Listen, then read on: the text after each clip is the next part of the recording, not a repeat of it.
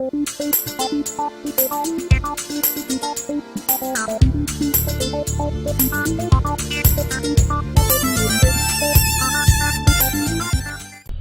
நேரங்களில் தவறு பெரிதாகி விடுகிறது.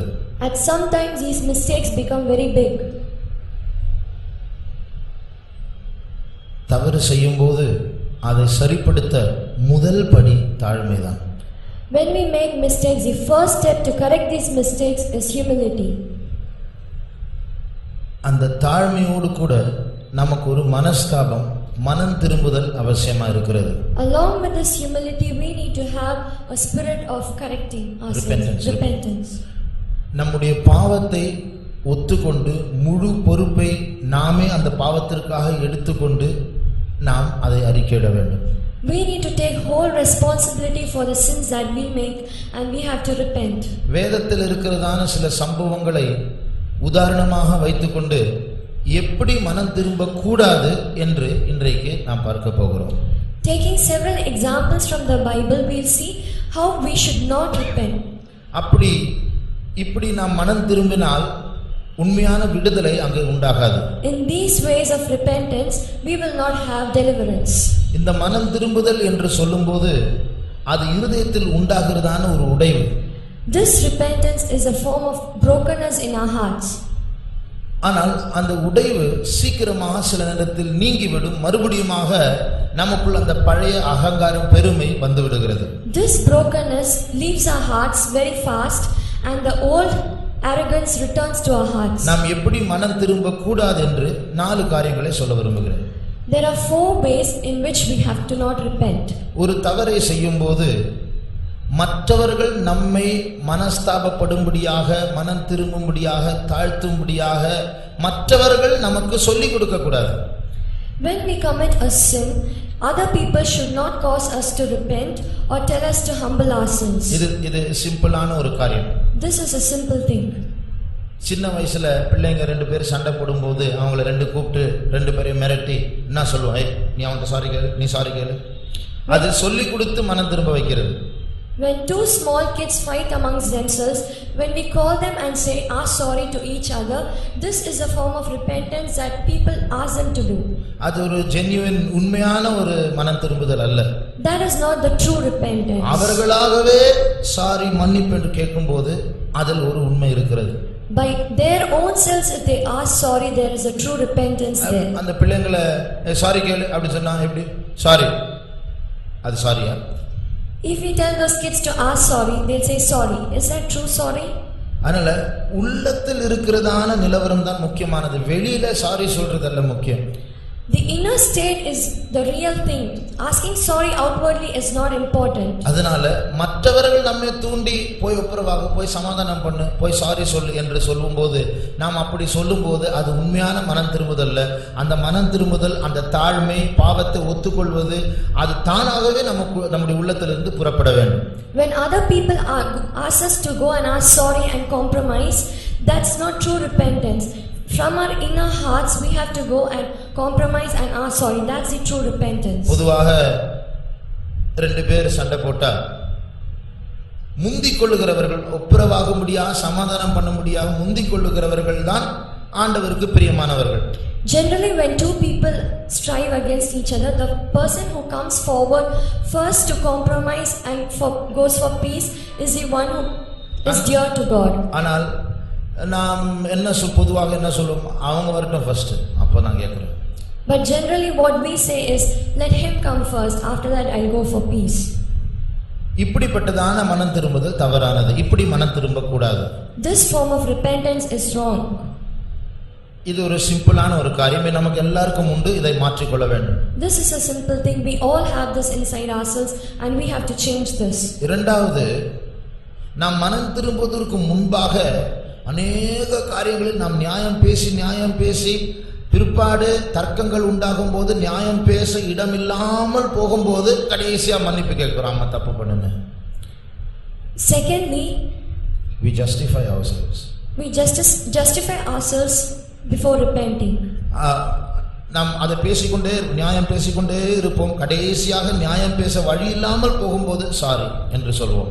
We keep on justifying ourselves beyond a certain point of time. When we cannot justify ourselves, we are sorry. உதாரணமாக பைபிள்ல சவுல் என்கிறதான ஒரு ராஜா இருந்தார். In the Bible, there is a king called Saul. ஆண்டவர் சொன்ன காரியம், அவரிடத்தில் ஒரு கட்டளை கொடுத்தார். God gave him an order. அமலேக்கியர் என்கிறதான ஒரு பொல்லாத கூட்டத்தார் இருக்கிறார்கள்.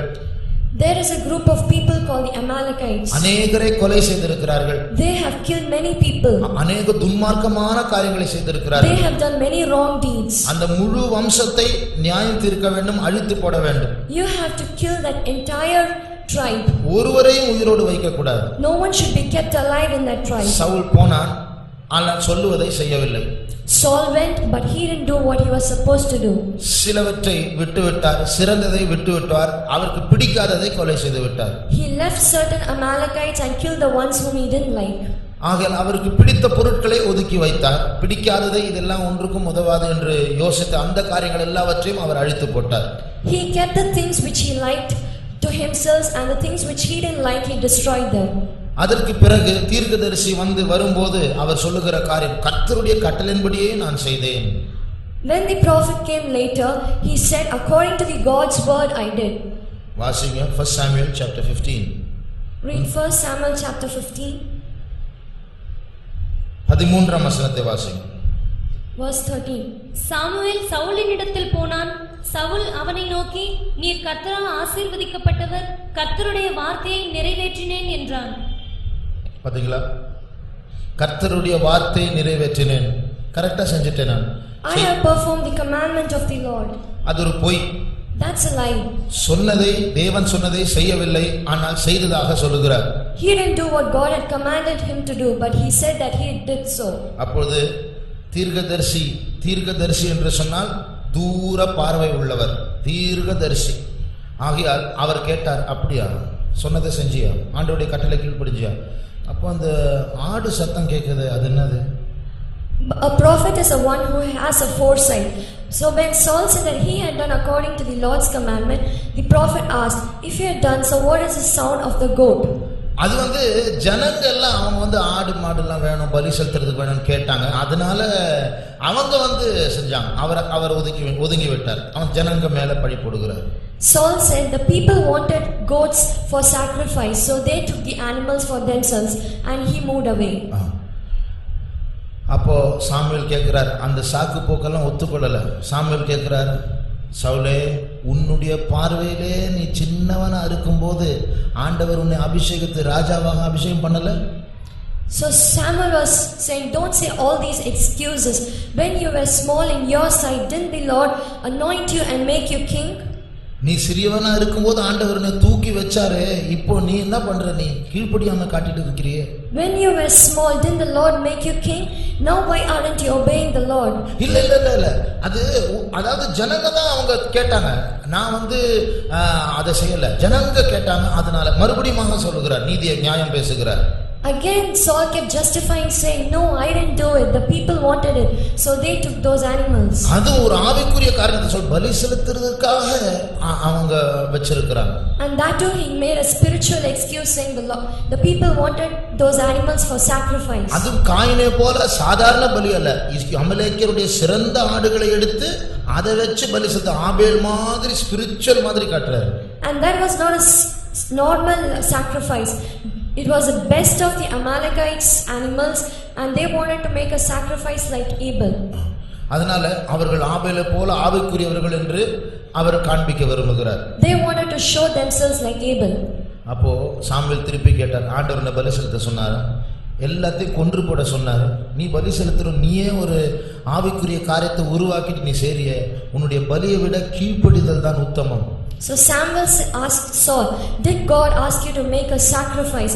He asked you to destroy everything. Obedience is more important than sacrifice. அப்படி எல்லாம் பேசி பேசி பேசி கடைசியில பேச முடியாம இருக்கும்போது, ஆமா நான் செஞ்சிருக்க கூடாது, தப்பு பண்ணிட்டேன். After arguing for so long, finally he accepted, saying that what he did was wrong. 24ஆம் வசனத்தை வாசிங்க.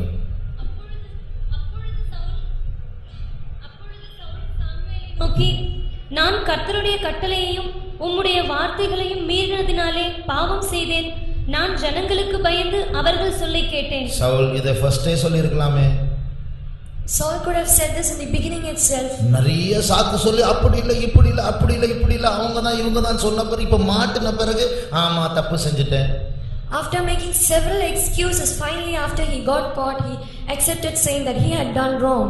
ஆமா நான் தப்பு செஞ்சுட்டேன், பாவம் செஞ்சுட்டேன், ஆண்டவருடைய கட்டளை மீறிட்டேன். this is not genuine repentance. இது உண்மையான மனம் திரும்புதல் அல்ல.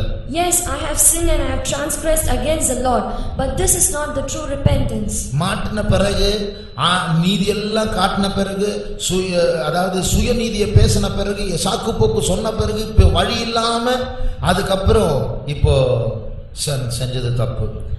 After making all excuses, after showing all your self-righteousness, finally after getting caught and saying that I have sinned, this is not true repentance. இது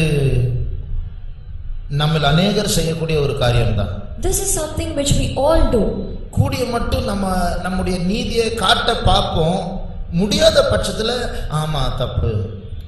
Very often we try to show our righteousness, but when we cannot do, we accept saying that we have done wrong. நீ ஏன் அன்னைக்கு கோபப்பட்ட? Why did you get angry that day? நீ கோபப்பட மாட்டியா? Won't you get angry? அப்ப அவனும் நரகத்துக்கு போ, நீயும் நரகத்துக்கு போ. அப்போ இன்னொருத்தர் கோபப்படுறதுனால நம்முடைய கோபம் பரிசுத்தமா மாறிடுமா? Because the other person gets angry, do we become holy? நீ அன்னைக்கு போய் சொன்ன? Why did you lie the other day? நீ போய் சொன்னதே இல்லையா? Have you never lied? அப்போ அவங்க ஊரெல்லாம் போய் சொல்லுது, அதனால நான் போய் சொல்றது உண்மையா மாறிடுமா? Because the entire village lies, myself lying doesn't become correct. Our lie does not become truth because everybody lies. அதனால இங்கதான் நம்ம நீதி பேசி எப்படியாவது நம்முடைய பாவத்தை எல்லாரும் செய்றாங்க, நான் செய்யறதுல என்ன தப்பு? All the people do sin, so when I sin, is it wrong? அதனால எல்லாரும் பண்றாங்க, அதனால அது பரிசுத்தமாயிடுமா? Because everyone does it become holy? எல்லாரும் பண்ணினாலும் பிரசங்கம் பண்ற நான் பண்ணாலும் தப்பு சரியாகாது. தேவனுடைய பார்வையில் தப்பு தான். Even though everyone does and I who preach also commit sin, wrong is wrong. ஆகையால் நியாயம் பேச வழி இல்லாமல் போகும்போது பேச்சில மாட்டும் போது இப்ப வேற எக்ஸ்கியூஸ் இல்ல, மடக்கியாச்சு, அதனால சாரி. அது உண்மையான சாரி கிடையாது. When we cannot justify ourselves beyond a certain point of time and get caught, we are sorry. That is not true sorry. மூன்றாவது, thirdly, பிடிபட்ட பிறகு மன்னிப்பு கேட்பது. asking sorry after getting caught. நம்ம சில நேரத்துல நம்ம குறிப்பாக வாலிபர்கள் பாவம் செய்யும் போது நாம் ஒரு மறைவிடத்தை தேடுவோம். Generally youths, very often when we get caught, we seek a place to hide ourselves. பொதுவா செல்போன் பேசும்போது ஒரு குரூப்பா இருப்பாங்க, அந்த போன் வந்த உடனே இங்க ஒதுங்கி மூலைக்கு போவாங்க. Very often when we are standing in a group and we receive a call, we immediately go outside the group and find a place to hide.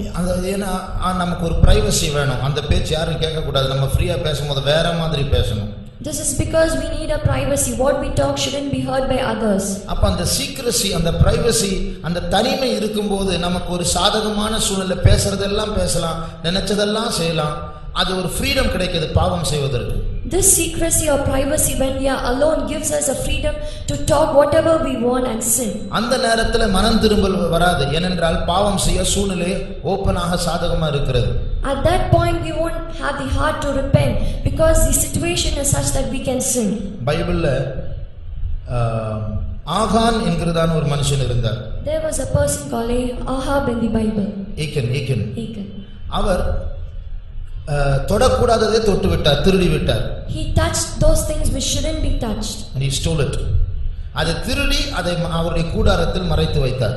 He stole it and hid it in his tent. அப்போ ஆண்டவர் யோசுவாவிடத்துல சொல்றார், இஸ்ரவேல் ஜனங்கள் பாவம் செய்தார்கள். God is telling Joshua, the people of Israel have sinned. அப்போ ஒருத்தர் பாவம் செஞ்சா அது முழு இஸ்ரவேலை பாதிக்குது.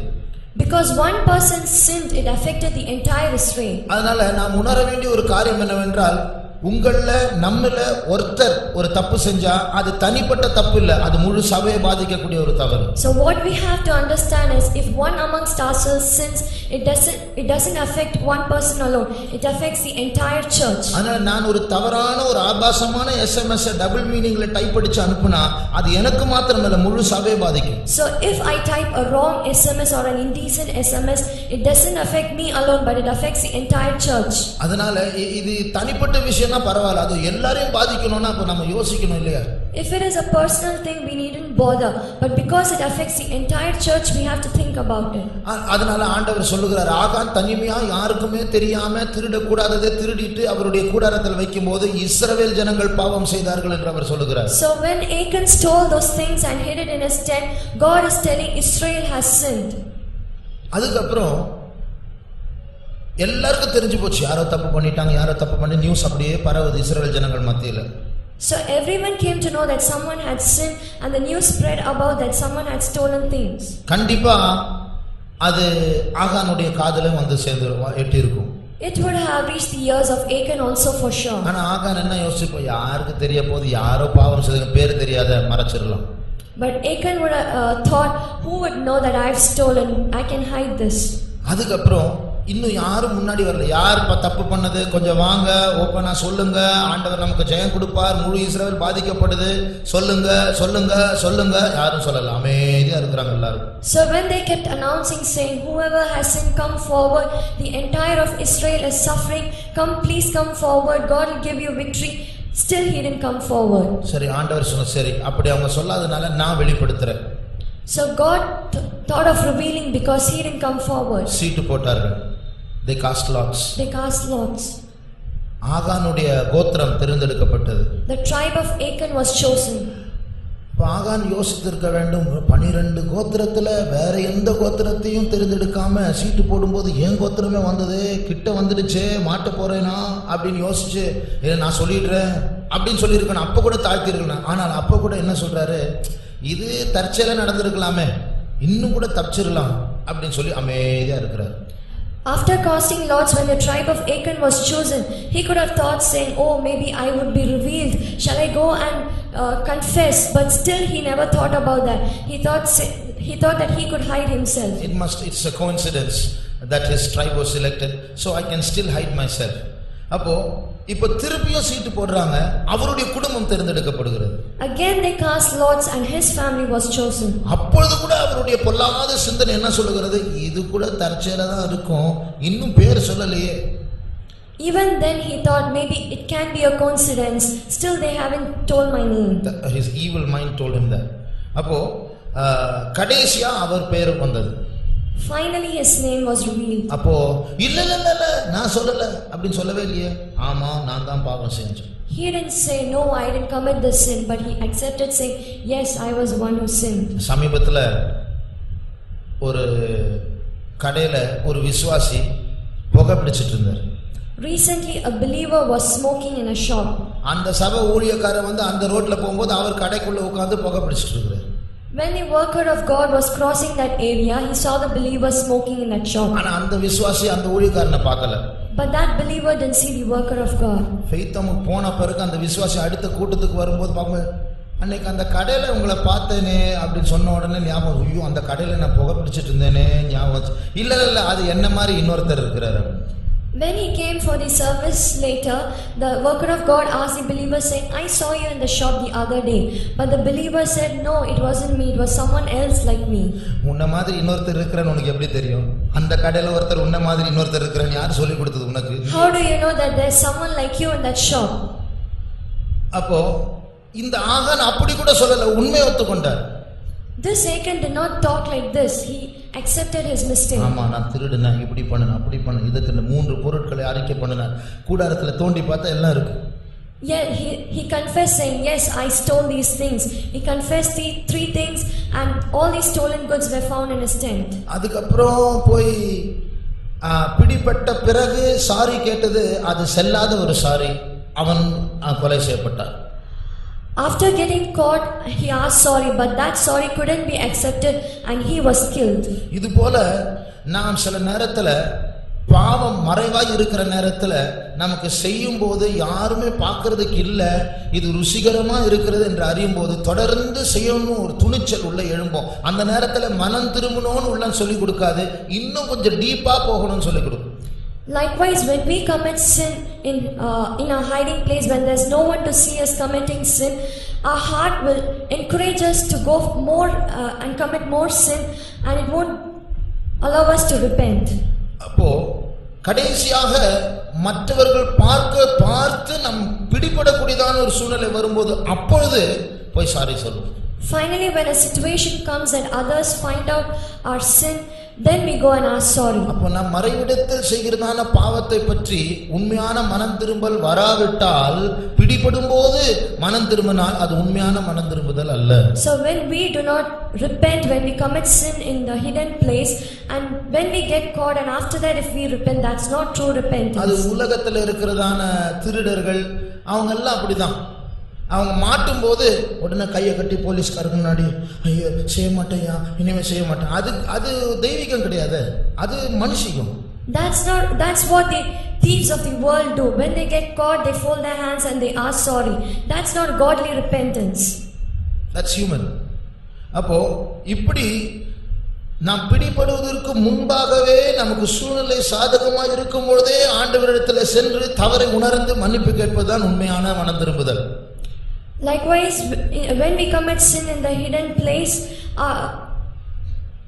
when we have the occasion to continue sinning and still we humble ourselves and go to God and say we are sorry, that's true repentance. அப்போ நாம் இது ஒரு தவறான மனம் திரும்புதல். This is a form of wrong repentance. பிடிபடுவதற்கு முன்பாகவே நம்முடைய குற்றத்தை உணர்ந்து ஆண்டவரிடத்தில் சென்று மன்னிப்பு கேட்க வேண்டும். Before we get caught, we should repent and go to the Lord. நாலாவது, பாவத்தின் ஆழத்துக்குள் சென்ற பிறகு மனம் திரும்புதல் உண்மையான மனம் திரும்புதலாய் இருக்காது. Fourthly, after we go into the depths of sin, our repentance won't be a true repentance. அப்படி மனம் திரும்பினாலும் பாவத்தின் ஆழத்திற்குள் நாம் சென்றதுனால, அப்படி உண்மையாக மனம் திரும்பினாலும் அந்த பாவம் மறுபடியுமாக பலன் கொண்டு தாக்க அது முயற்சி செய்யும். Because we have gone to the depths of sin, even if we repent after that, this sin will gain strength and again hit us. உதாரணமாக சவுல் ராஜாவா இருந்தார். For example, Saul was a king.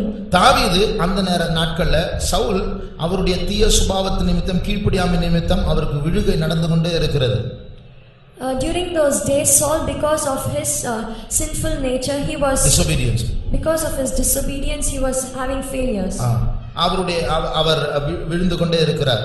He was going on falling. ஜனங்கள் மத்தியில அவருடைய பெயர் குறைந்து கொண்டே இருக்கிறது. Amongst the people, his name was failing. ஆனால் தாவீது பிரபலமானவராய் மாறிக்கொண்டே இருக்கிறார். But David became popular. அப்படி இருக்கிற நேரத்துல சவுலுக்கு தாவீதை பார்த்தால் பொறாமை. At that point of time when Saul saw David, he was jealous. சவுலுக்கு தெரியும் இந்த தாவீது இருக்கிற வரைக்கும் என்னுடைய சிங்காசனம் ஸ்திரமாக்கப்படாது. Saul knew until David was there, his throne wouldn't be safe. ஆகையால் தாவீதை கொலை செய்தால் தான் எனக்கு நிம்மதி. So only if he murdered David, he would be at peace. ஆகையால் பல இடங்களுக்கு சென்று பல விதத்துல அவர் வேட்டையாடி கொண்டே இருந்தார் தாவீதை பிடிக்க.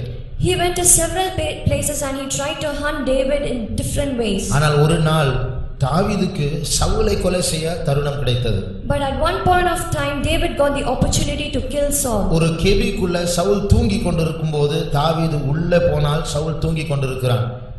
When Saul was sleeping in a cave, David went inside.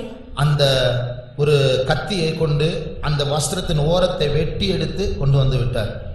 Using a knife, he cut the edge of the garment of Saul and he brought it back. நித்திரை தெளிந்து சவுல் அந்த கேபியை விட்டு வெளியே வரும்போது தாவீது தூரத்திலிருந்து சொல்லுகிறார், சவுலே, எனக்கு உன்னை கொலை செய்ய எனக்கு வாய்ப்பு கிடைத்தது. உன்னுடைய வஸ்திரத்தின் ஓரத்தை நான் வைத்திருக்கிறேன், ஆனால் நான் கொலை செய்யவில்லை. After he awoke and came outside the cave, David from a distance he showed the garment and said, I got an opportunity to kill you, Saul, but I didn't kill you. அப்பொழுது சவுல் சொல்லுகிறதான வார்த்தைகளை பாருங்கள். Let's see what the words of Saul at that point of time. அந்த வார்த்தைகளை கேட்டீங்கன்னா உண்மையான மனம் திரும்புகிற ஒரு ஆள் சொல்லுகிற வார்த்தைகள் தான் அதெல்லாம். Those words are the words of a man who truly repents. 1 Samuel 24 அதிகாரம் 16ஆம் வசனத்திலிருந்து வாசிங்க. 1 Samuel chapter 24 verse 16 onwards. தாவீது இந்த வார்த்தைகளை சவுலோடே சொல்லி முடிந்த பின்பு சவுல், என் குமாரனாகிய தாவீதே, இது உன்னுடைய சத்தமல்லவா என்று சொல்லி, ஒரு சத்ருவை பார்த்து என் குமாரனாகிய தாவீதே என்று சொல்லுகிறார். Seeing an enemy, he says, my son David.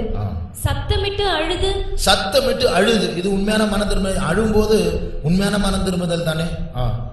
தாவீதை பார்த்து, நீ என்னை பார்க்கிலும் நீதிமான், நீ எனக்கு நன்மை செய்தாய், நானோ உனக்கு தீமை செய்தேன். நீ எனக்கு நன்மை செய்ததை இன்று விளங்க பண்ணினாய். கர்த்தர் என்னை உன் கையில் ஒப்பு கொடுத்திருந்தும் நீ என்னை கொன்று போடவில்லை. ஒருவன் தன் மாற்றானை கண்டுபிடித்தால் அவனை சுகமே போக விடுவானோ? இன்று நீ எனக்கு செய்த நன்மைக்காக கர்த்தர் உனக்கு நன்மை செய்வாராக. நீ நிச்சயமாக ராஜாவாய் இருப்பாய் என்றும் இஸ்ரவேலின் ராஜ்யபாரம் உன் கையில் நிலைவரப்படும் என்றும் அறிவேன். இதெல்லாம் பாருங்க, இதெல்லாம் உண்மையான மனது. என்னை விட நல்லவன் பா, நீதிமான் நீதான் ராஜாவா மாறு, இப்படி எல்லாம் சொல்லும்போது அது உண்மையான மன திரும்புதலா இருக்கிறது. These are the words of a man who truly repents. He says, you are the one who is worthy to be king. ஆனா அப்படி இருந்தாலும் அந்த மன திரும்புதல் இருந்தாலும் சவுலுடைய பாவ நிலவரம் அது ரொம்ப கூடி போயிடுச்சு. But in spite of this repentance, the sin of Saul increased. நிறைய கீழ்ப்படியாமை காட்டி, நிறைய தாவீதை வேட்டையாடி, இருதயம் நிறைய கடினப்பட்டு போயிடுச்சு. He showed so much of disobedience and he hunted David and his heart became hardened. யோசிச்சு பாருங்க, இப்படி நீங்களும் நானும் கூட மனம் திரும்ப மாட்டோம். அப்படி ஒரிஜினல் அந்த வார்த்தைகள் எல்லாம் கேட்டா அழுது சொல்லுகிறார், நீ என்னை விட நீதிமான் என்று சத்ருவை பார்த்து மகனே என்று கூப்பிடுகிறார். So even you and I may not repent like this. Seeing David, he says, my son, you are more worthy than me. இப்படி மனம் திரும்பின பிறகும் கொஞ்ச நாட்கள் பிறகு என்ன நடக்குது? In spite of repenting like this, after several days, what happens? இது 24ஆம் அதிகாரம், 26ஆம் அதிகாரம் 2ஆம் வசனத்திலிருந்து வாசிங்க. அப்பொழுது சவுல் சீப் வனாந்திரத்திலே தாவீதை தேடும்படி எழுந்து இஸ்ரவேலிலே தெரிந்து கொள்ளப்பட்ட 3000 பேரோடும் கூட சீப் வனாந்திரத்துக்கு புறப்பட்டு போனான். போதும். அப்ப இங்க என்ன வாசிக்கிறோம்? திருப்பியும் வேட்டையாட ஆரம்பிச்சு. நீ என்னை விட பெரியவன், நீதான் நீதிமான், என் மகனே, நீ என்னை அழிக்க கூடாது, நீதான் ராஜாவா மாறு எல்லாம் சொன்ன பிறகு கொஞ்ச நாள் முடிஞ்ச பிறகு திருப்பியும் சவுலை துரத்த ஆரம்பிக்கிறார். In spite of saying, தாவீதை துரத்த ஆரம்பிக்கிறார். In spite of saying, my son, you are more righteous than me, still after that we find that over here he is still hunting David.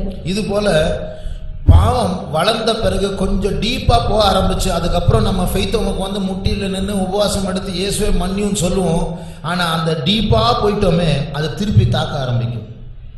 After sin grows and after the depths of sin has increased, even if we come to the faith home and we repent on our knees, that sin will come and strike back. ஏன்னா அந்த பாவம் நமக்குள்ள பலன் கொள்ள நாமே இடம் கொடுத்து விட்டோம். Because we ourselves have given place for that sin to strengthen. சின்னதா இருக்கும்போதே அதை ஒரு டீல் பண்ணி அந்த ஸ்டேஜ்லயே மனம் திரும்பி அதை செட்டில் பண்ண வேண்டும். ஆனால் அதை வளர விட்டு விளையாடி மனம் திரும்பாம அப்படியே வளர்ந்து இப்போ டீப்பா மாறிடுச்சு. இப்போ சிக்கிட்டோம். இப்போ மாட்டின பிறகு இப்போ நாம் உண்மையாகவே மனம் திரும்பும் போது கூட போராட்டம் வரும்போது அது ஃபர்ஸ்ட்ல இருந்து வரும்போது எங்க விட்டோமோ அங்கதான் மோத ஆரம்பிக்கும். When sin was at its early stages, without cutting it off, we gave room for it to grow, and then after it grew, in spite of a true repentance, when we go through trials, wherever we are found weak, the sin comes and hits us there. First இன்டர்நெட்ல browse பண்ணும்போது தெரியாம ஒரு soft phone சைட்ல போயிருப்போம். In the beginning, when we browse, without knowing, we go to a soft porn site. அதுக்கப்புறம் உடனே வெளியே சோத்திரம் சொல்லிடுவோம். அது கொஞ்ச நேரம் பொறுத்து இழுக்கும், திருப்பியும் உள்ள போவோம். அதுக்கப்புறம் இன்னும் ஸ்டெப் பை ஸ்டெப்பா இன்னும் மோசமாயிட்டே இருக்கும். நமக்கு தான் பிரைவசி இருக்கிற பிரவுசிங் சென்டர்ல நாம் தனியா பார்க்கலாம், யார் பார்க்கறாங்கன்னு தெரியாது, பார்த்துட்டு போயிட்டே இருக்கலாம். இப்படி இருக்கும்போது இந்த அட்வான்டேஜை யூஸ் பண்ணி கொஞ்சம் டீப்பா போன பிறகு அதுக்கப்புறம் முட்டில நிற்கும் போது கொஞ்ச நாள் பொறுத்து அந்த பாவம் திருப்பியும் போராடும். In the beginning we may say praise the Lord, but later as we give room to it, because of the privacy that we have in our browsing centers, later when we want to repent and we are on our knees, this sin will again come and strike us. அப்படிதான் சவுலுக்கு நடந்தது. அழுதாரு, ஆனா திருப்பியும் அந்த பொறாமை எழும்பி தாவீதை வேட்டையாட செய்கிறது. This was what happened to Saul. He repented, but later again he started hunting for David. அதனால பாவம் டீப்பா பண்ண பிறகு மனம் திரும்பினா அது வேஸ்ட் என்று சொல்ல வரவில்லை. அதை உண்மையாகவே ஜெயிக்க வேண்டும் என்று சொன்னால் மனம் திரும்பிக் கொண்டே இருக்க வேண்டும். What I say is, after sin has taken root deeply, if we want to truly repent, I am not saying that you won't be able to come out of it. We have to go on repenting. பாவத்தின் ஆழத்துக்குள் சென்று உண்மையாகவே மனம் திரும்பி அதிலிருந்து முற்றிலுமாக விடுதலை பெற்றவர்கள் எனக்கு தெரியும். After going into the depths of sin, there are people who have kept on repenting and have got deliverance. ஆகையால் இப்படிப்பட்டதான தவறான மனம் திரும்புதல் நமக்கு வேண்டாம். So we should not have this form of false repentance. சாக்கு போக்கு சொல்லி நீதி பேசி மறைவிடத்தை தேடி நாம் மற்றவர்களுக்கு முன்பாக மாயமாலம் பண்ண வேண்டாம். Seeking excuses and hiding places, we shouldn't live a hypocritic life in front of others. இந்த மாயமாலம் என்று சொல்வது இது ஆதாம் ஏவாள் அவர்கள் தைத்ததான அந்த அத்தி இலை உடையை போல இருக்கிறது. This hypocrisy is like the garment which Adam and Eve had sewn. அது ரொம்ப நாள் நிக்காது, 2 நாள் தான் guarantee.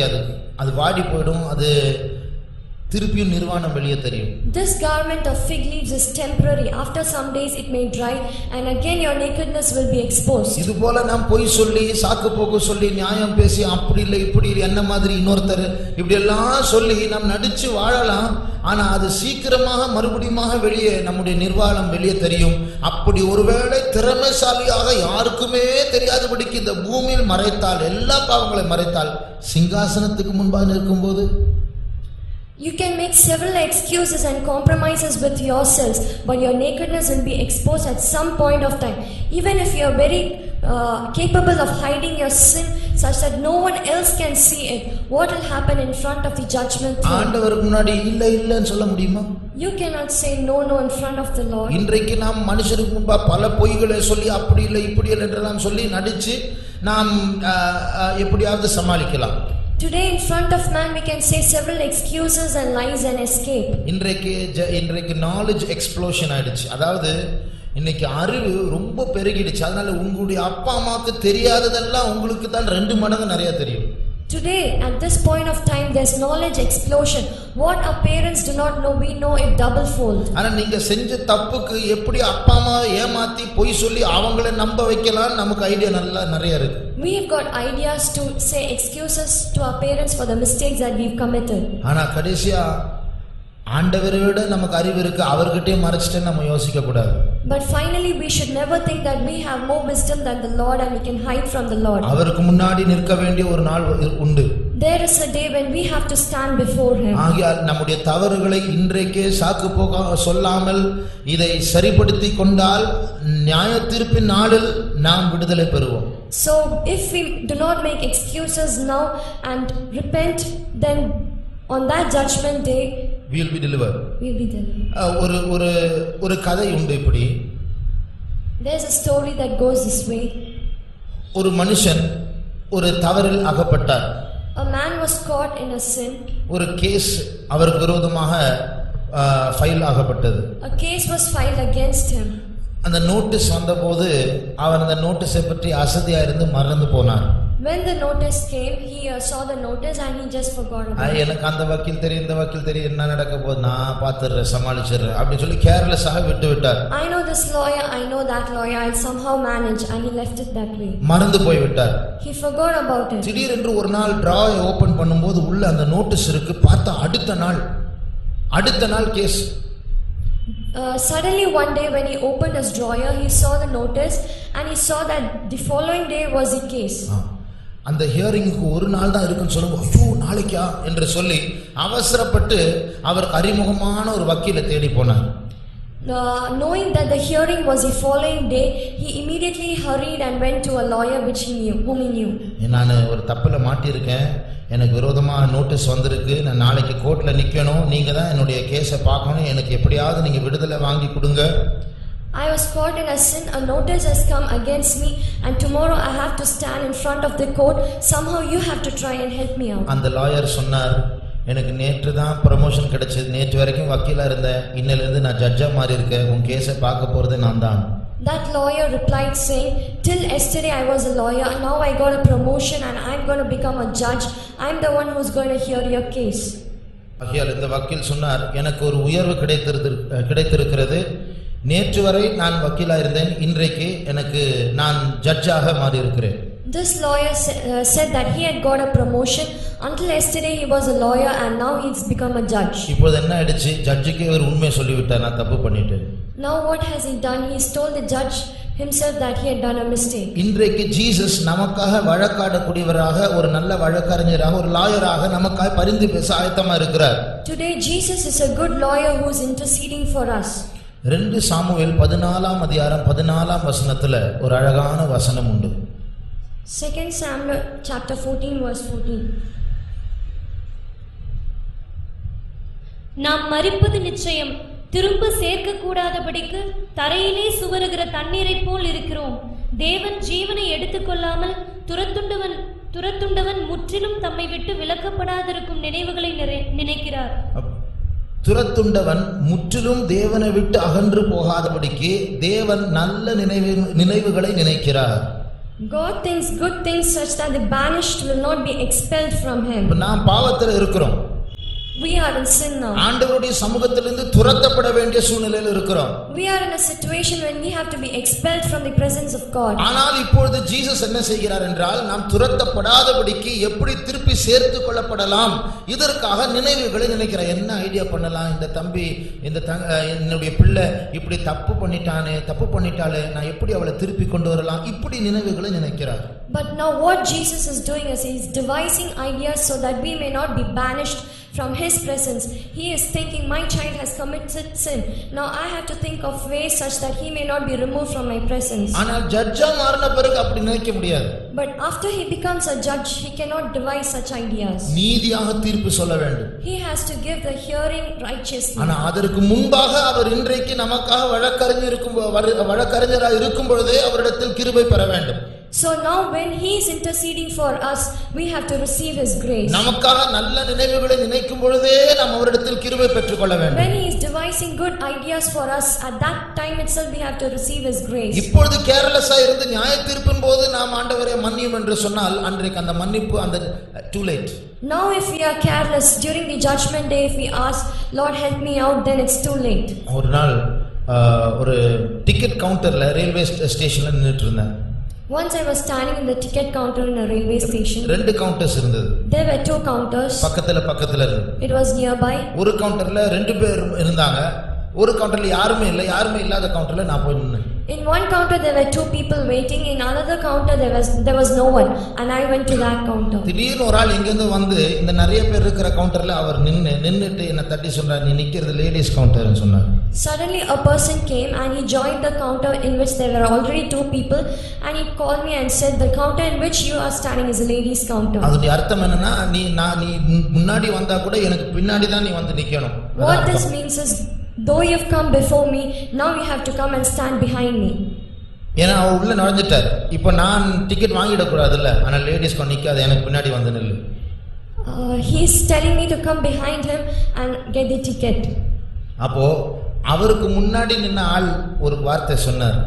At that time the one who was standing before him said a word. Rules பேசாத. Don't talk rules. ரூல்ஸ் பேசினா எல்லா இடத்தையும் பேச வேண்டி வரும்.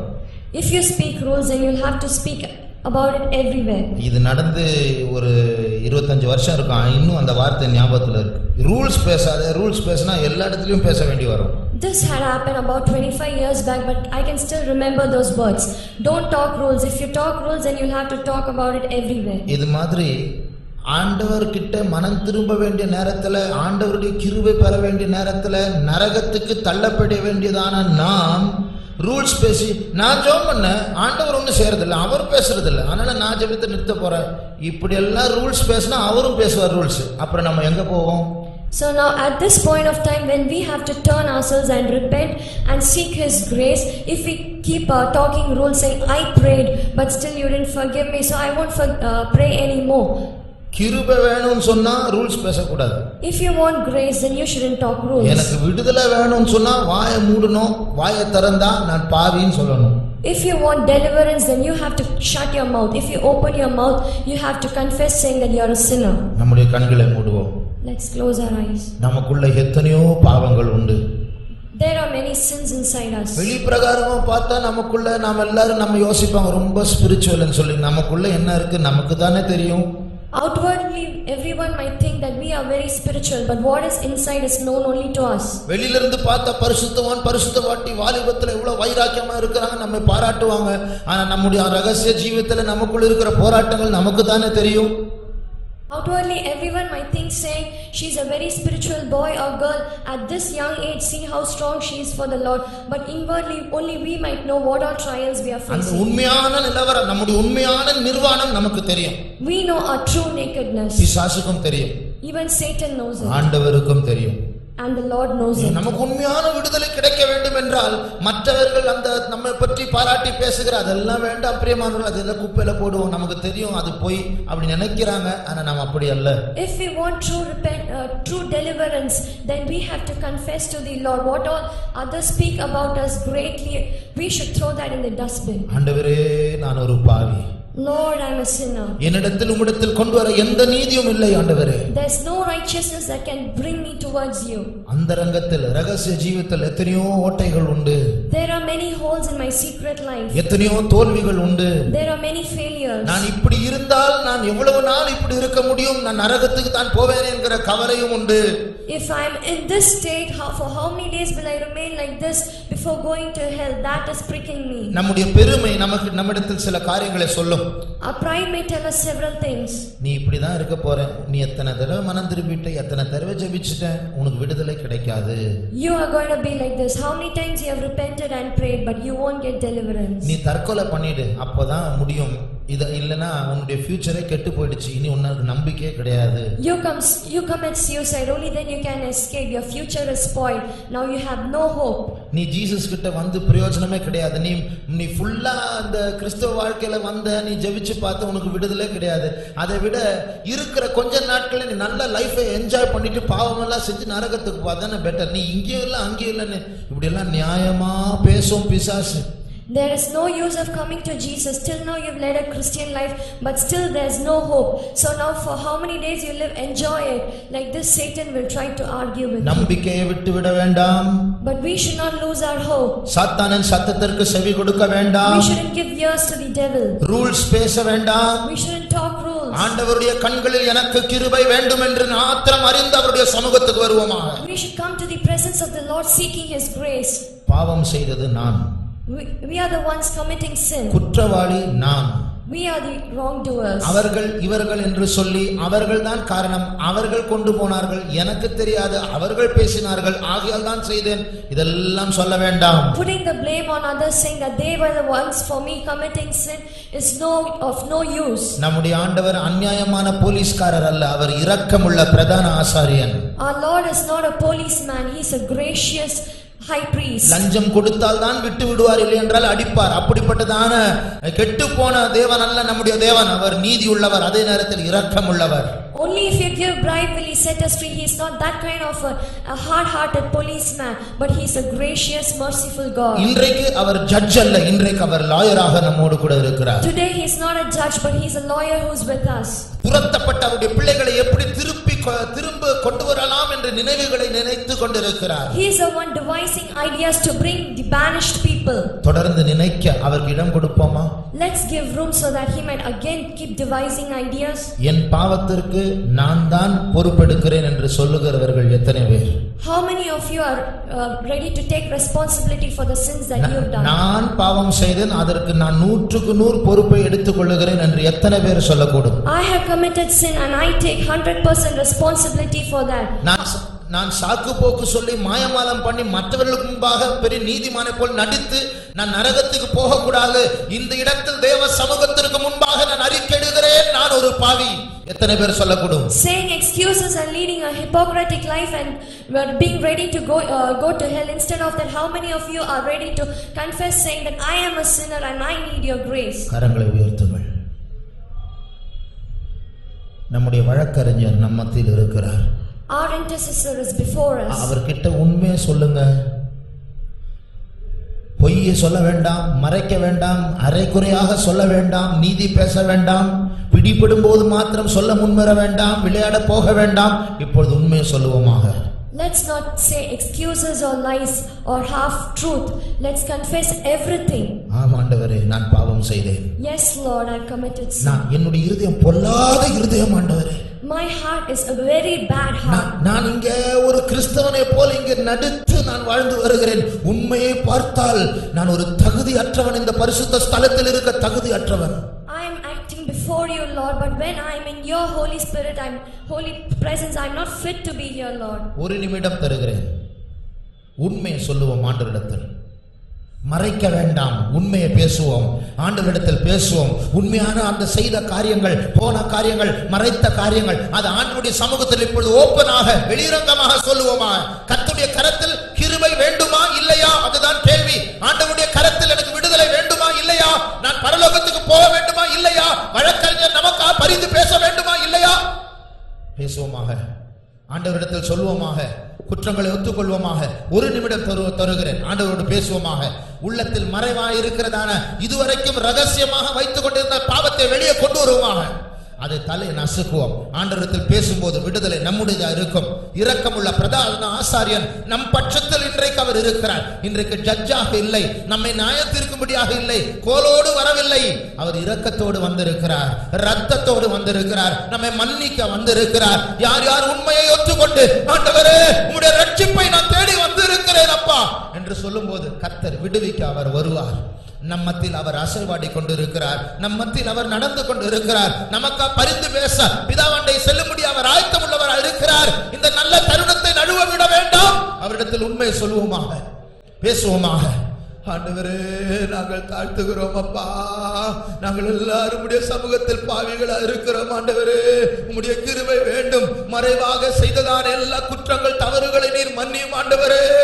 யாருக்கும் தெரியாது, ஆனால் உமக்கு தெரியும், உமக்கு எல்லாம் தெரியும். மனுஷனிடத்தில் மறைக்கலாம் ஆண்டவரே, ஆனால் உம்மிடத்தில் மறைக்க முடியாது. உண்மையை சொல்ல ஆண்டவரே எங்களுக்கு தாழ்மையான உள்ளத்தை தாரும், உண்மையான மனம் திரும்புதலை தாரும் ஆண்டவரே. உண்மை பேச வருகிறோம் அப்பா. நாங்கள் ஒன்றையும் மறைக்காமல் உண்மையை உம்முடைய சமூகத்தில் அறிக்கையிட நாங்கள் வருகிறோம் அப்பா. உம்முடைய பிள்ளைகள் உம்முடைய சமூகத்தில் உம்மை நோக்கி கூப்பிடும் போது நீ செவி கொடுத்து நினைவுகளை, நல்ல நினைவுகளை நினைத்து அவரை திருப்பி கொண்டு வீராக அப்பா. இரக்கம் பாராட்டும் ஆண்டவரே. உம்முடைய இரத்தத்தினால் அவர்களை கழுவும் ஆண்டவரே, உம்முடைய இரத்தத்தினால் அவர்களை கழுவும் ஆண்டவரே அப்பா. அவருடைய பாவ சூழ்நிலை விட்டு வெளியே வரும்படியாக நீர் உதவி செய்ய வேண்டும் ஆண்டவரே. அந்த மாயமாலம் வேண்டாம், அந்த நடிப்பு வேண்டாம், அந்த பொய் வேண்டாம், அந்த நியாயம் பேசுதல் வேண்டாம், அந்த சாக்கு போக்கு வேண்டாம்.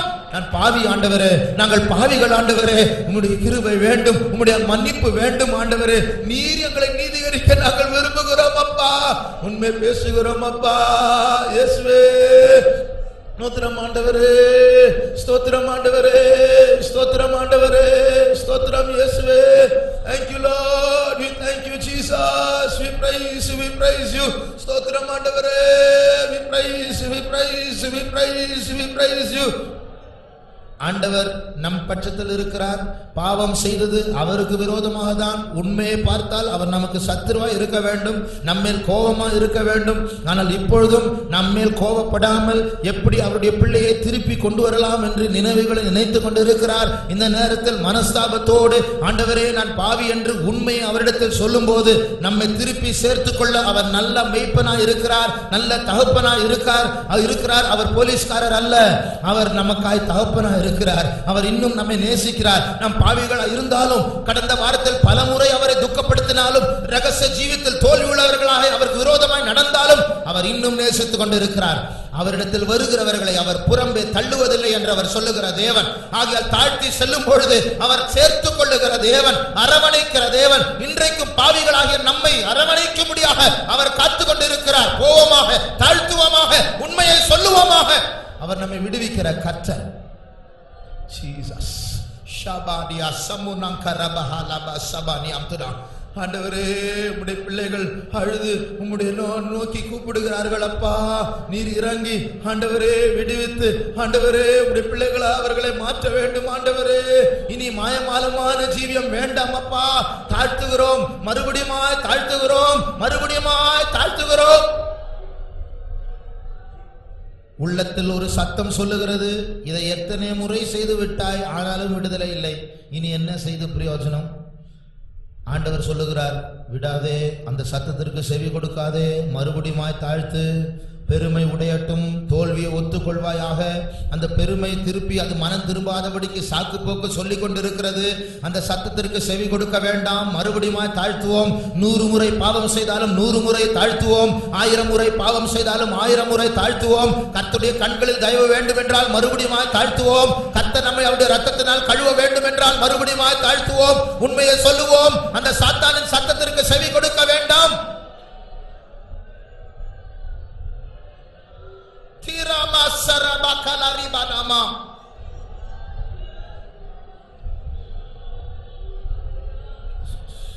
பாவத்திற்கு அடிமைகளா இருந்தார்களோ இருக்கிறார்களோ அவர்களை கொண்டு கர்த்தர் பாவத்தை நியாயத்திருக்க விருப்பம் உள்ளவராக இருக்கிறார். அப்பொழுதுதானே அவருக்கு முழு மகிமை கிடைக்கும். இங்கே சில பலசாலிகள் இருப்பார்கள் என்றால் அவங்களுடைய பலத்தை வச்சுட்டு பாவத்தை ஜெயிச்சிட்டாங்கன்னா ஆண்டவருக்கு பேரை கிடைக்காது, அவங்களுக்கு தான் பேரை கிடைக்கும். அதனாலதான் ஆண்டவர் உங்களை என்னையும் இந்த இடத்திற்கு கூப்பிட்டு இருக்கிறார். Full week, 100% week. ஒரு பலனும் இல்லை. ஒரு முயற்சி பண்ணினாலும் நம்மால வெளியே வர முடியாது. முழுமையாக சிக்கி கொள்ளதான் நமக்கு தெரியும். சிக்குண்ட ஜனங்கள் தான் ஆண்டவர் அழைக்கிறார். அப்படிப்பட்டவர்களை அழைத்து அவர்களை அபிஷேகம் பண்ணி அவர்களை கொண்டு கர்த்தர் பெரிய காரியங்களை செய்யும் போது, தேசத்தில் உள்ள இந்த பாவத்தை நியாயத்திருக்கும் போது மகிமை அவருக்குரியதாக இருக்கும். அப்படிப்பட்ட பலவீனர்கள் இங்கே இருக்கிறார்களா? கர்த்தரிடத்தில் நெருங்குவோம். ஆண்டவரே, எனக்கு கொஞ்சம் பலன் இருக்கிறது என்று சொல்லுகிறவர்கள் இருக்கிறார்களா? அப்படிப்பட்டவர்கள் ஆண்டவருக்கு பிரியமில்லை. நான் 100% வீக், 100க்கு 100 நான் பலவீனன் என்று சொல்லக்கூடியவர்கள் கரங்களை உயர்த்துவோம். என்னை பற்றி நிச்சயமே கிடையாது. இன்னைக்கு நான் ஃபயரா இருப்பேன், முடிச்சு வீட்டுக்கு போறதுக்குள்ள பாவியா மாறுவேன். நான் அவ்வளோ அன்ஸ்டடி லைஃப்ல, அவ்வளோ நான் இன்னைக்கு ஸ்டடியே இல்லை. I am very unsteady in my life. I'll be full of the fire of God now. When I go home, I'll be a sinner once again. Those who say that, lift up your hands. Jesus loves such weak people. He wants such weak people. அப்படிப்பட்ட பலவீனர்களை தான் தேடுகிறார். Only through them His name will be glorified.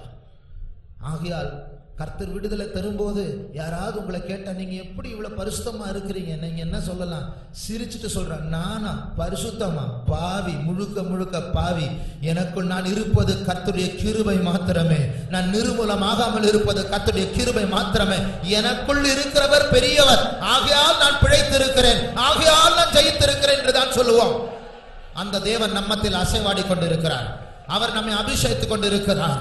மறுபடியும் தோல்வி அடைந்தாலும் மறுபடியும் அபிஷேகத்தை பெற்றுக் கொள்வோமாக. இந்த நம்பிக்கை நம்மை வெட்கப்படுத்தாது. அவரை நோக்கி பார்த்தவர்கள் பிரகாசம் அடைந்தார்கள். அவருடைய முகங்கள் வெட்கப்பட்டு போறதில்லை. இந்த ஏழை கூப்பிடும் போது கர்த்தர் அவருடைய ஜெபத்தை கேட்டு அவருடைய இக்கட்டுகளில் இருந்து கர்த்தர் விடுவிப்பார். ஆவியானவர் அசைவாடி கொண்டிருக்கிறார். ஆவியானவர் தேவன், அவர் அசைவாடி கொண்டிருக்கிறார். அவருக்கு பலன் உண்டு. உங்களுக்குள் போராடி கொண்டிருக்கிற பாவத்தை விட அவருக்கு பலன் உண்டு. அந்த பலத்தை பெற்றுக் கொள்வோமாக.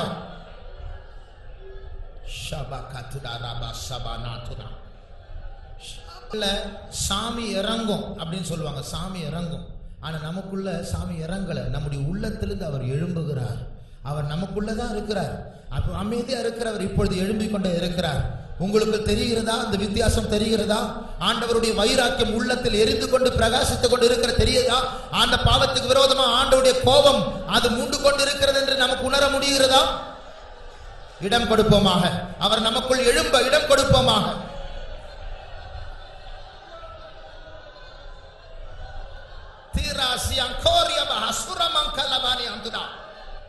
மலையில் மலர்ந்த மலர்களே, நம் சிறை மாறும் காலம் இதே. கல்வாரி மலையில் மலர்ந்த மலர்களே, நம் சிறை மாறும் காலம் இதே. தளர்ந்த உள்ளங்கள் மகிழ்ந்து பாடிட சத்துவம் தேவனே தந்திடுவார். தளர்ந்த உள்ளங்கள் மகிழ்ந்து பாடிட சத்துவம் தேவனே தந்திடுவார். கல்வாரி மலையில் மலர்ந்த மலர்களே, நம் சிறை மாறும் காலம் இதே. கல்வாரி மலையில் மலர்ந்த மலர்களே, நம் சிறை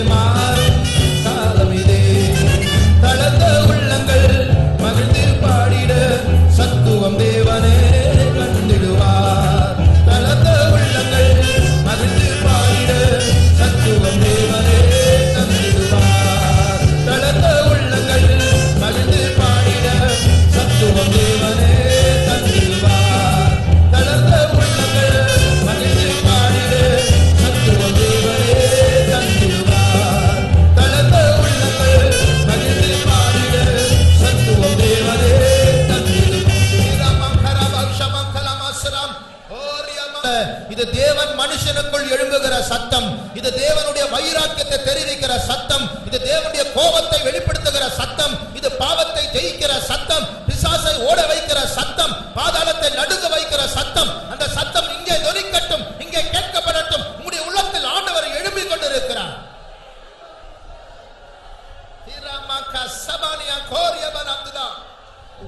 கல்வாரி மலையில் மலர்ந்த மலர்களே, நம் சிறை மாறும் காலம் இதே. கல்வாரி மலையில் மலர்ந்த மலர்களே, நம் சிறை மாறும் காலம் இதே. தளர்ந்த உள்ளங்கள் மகிழ்ந்து பாடிட சத்துவம் தேவனே தந்திடுவார். தளர்ந்த உள்ளங்கள் மகிழ்ந்து பாடிட சத்துவம் தேவனே தந்திடுவார். கல்வாரி மலையில் மலர்ந்த மலர்களே, நம் சிறை மாறும் காலம் இதே. கல்வாரி மலையில் மலர்ந்த மலர்களே, நம் சிறை மாறும் காலம் இதே. தளர்ந்த உள்ளங்கள் மகிழ்ந்து பாடிட சத்துவம் தேவனே தந்திடுவார்.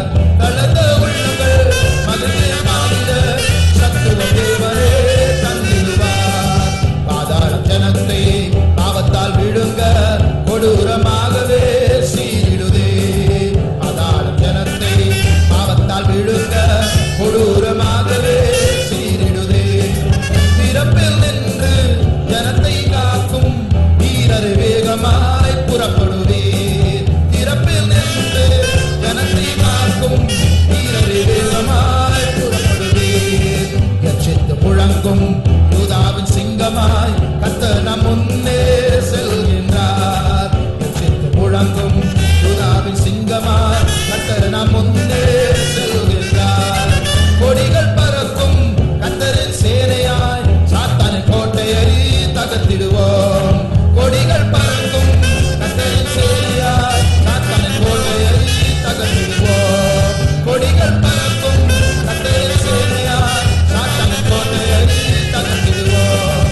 கொடிகள் பறக்கும் கர்த்தரின் சேனையாய் ஷாபகலமானி அம்னா. ஓ ரமகலமா ஷாபகலமானி அம்னே. Thank you Jesus. பேரத்தமரசியகலனிய தோட்டரம். நாங்கள் நம்பிக்கையற்றவர்களாக இங்கே வந்தோம். பாவம் எங்களை குற்றப்படுத்தி கொண்டே இருக்கிறது. ஆனால் பாவம் சொல்லுகிறதே நீர் எங்களுடைய சத்துரு. ஆனால் நீர் எங்களுடைய சத்துரு அல்ல. எங்களுக்காக பரிந்து பேச எங்கள் பட்சத்தில் நின்று கொண்டு இருக்கிறீரப்பா. இந்த நாட்களை சாதகமாக எடுத்து சாக்கு போக்கு சொல்லாமல், நீதி பேசாமல், விளையாடாமல் தாழ்த்தி உம்முடைய பாதத்தில் அமர்ந்திருக்க எங்களுடைய இருதயத்தை நீர் உடைத்து கொண்டு வரும் ஆண்டவரே. சில நேரத்தில் இந்த நெஞ்சு கல்லை போல் பாறையை போல் கடினமாய் மாறிவிடுகிறது. பாவத்தை விரும்பி நாங்கள் பின்பற்றுகிறோம். நாங்கள் அப்படி இருக்க விரும்பவில்லை ஆண்டவரே. இந்த பொல்லாத உள்ளம் மாற்றப்பட்டு மெழுகை போல் உம்முடைய அன்புக்கு உருகக்கூடியதாய் மாற்றி ஆண்டவரே, உம்முடைய நிரந்தரமான நித்திய வாசஸ்தலமாய் இந்த இருதயம் மாறும்படியாக ஒவ்வொரு நாளும் உம்முடைய மறுரூபத்தின் வல்லமை இந்த இருதயத்தை மாற்றும்படியாக நாங்கள் எங்களை சமர்ப்பிக்கிறோம். வந்த உம்முடைய பிள்ளைகளை பாதுகாத்து கடைசி வரைக்கும் நடத்தும். இயேசு நாமத்தில் வேண்டிக் கொள்கிறோம் பிதாவே. என் ஆத்துமாவே கர்த்தரை ஸ்தோத்ரி, என் முழு உள்ளமே அவருடைய பரிசுத்த நாமத்தை ஸ்தோத்ரி. என் ஆத்துமாவே கர்த்தரை ஸ்தோத்ரி, அவர் செய்த சகல உபகாரங்களை மறவாதே. ஆமென். அல்லேலூயா.